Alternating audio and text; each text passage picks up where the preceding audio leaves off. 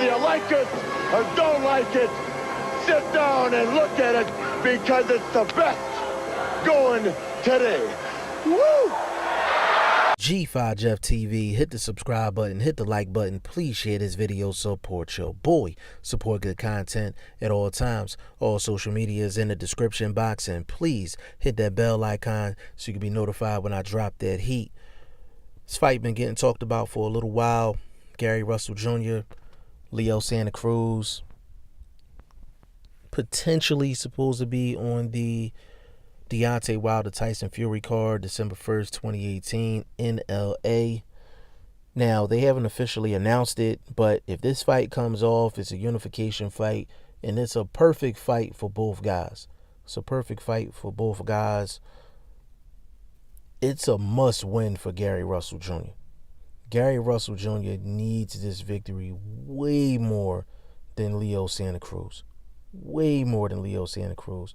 Leo Santa Cruz is coming off of a Carl Frampton victory. He's coming off of 2 straight victories over Abner Mares. I mean, Leo Santa Cruz is tried, tested, and really outside of him ducking Guillermo Rigondeaux at one point, Leo Santa Cruz has been, in pretty good light as far as the boxing fans is concerned. A lot of people questioned Leo Santa Cruz's actual skill set. People just thought he just outworked people, but he showed in that second Carl Frampton fight how well he can actually fight, and then he continued to show that in the 2 Abner Mares victories. But Gary Russell Jr. needs this victory bad. Like, this doesn't have anything to do with unification or anything like that, even though it is unification. But Gary Russell Jr. needs this victory for legacy. For legacy. Gary Russell Jr. was one of the most highly hyped fighters in a while. Like, going back, HBO actually showcased Gary Russell Jr. in an 8-round fight. Unprecedented. An 8-round fight on HBO, primetime HBO. That's how much they was hyping this kid up. And it doesn't matter what kind of athlete you are, whether you're a boxer, basketball player, football player, baseball player, if you're a rapper, a singer, whatever the case may be, they all have a defining moment or a defining fight or a defining event or a defining match, depending on what sport you're in. So when you think of Gary Russell Jr. as like, what is his defining moment? What is his moment?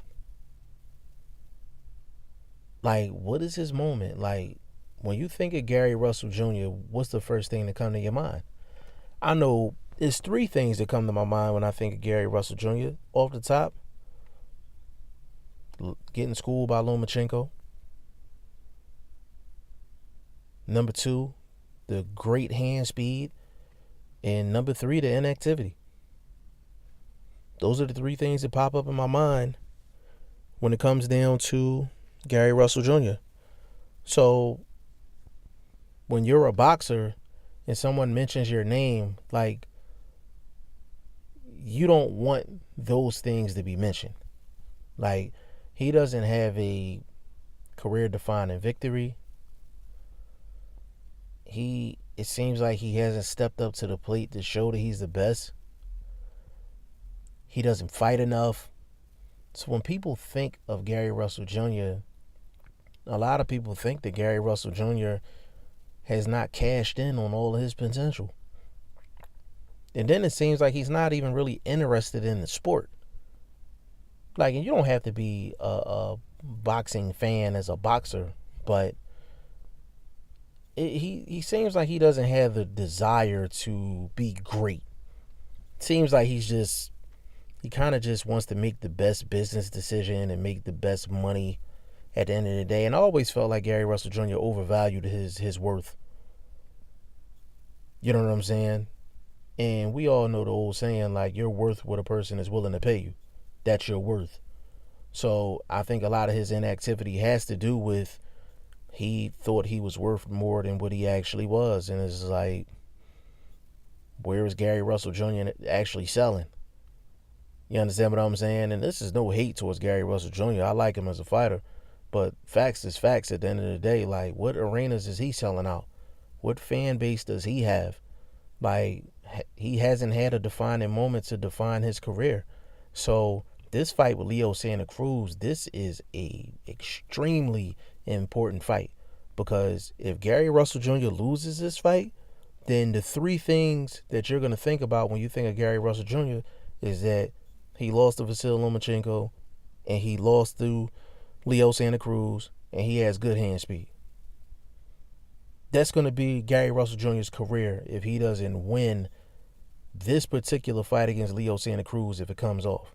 Now, if he wins this fight, then at that point, then I think he needs to go up to 130 and go pay Gervonta Tank Davis a visit.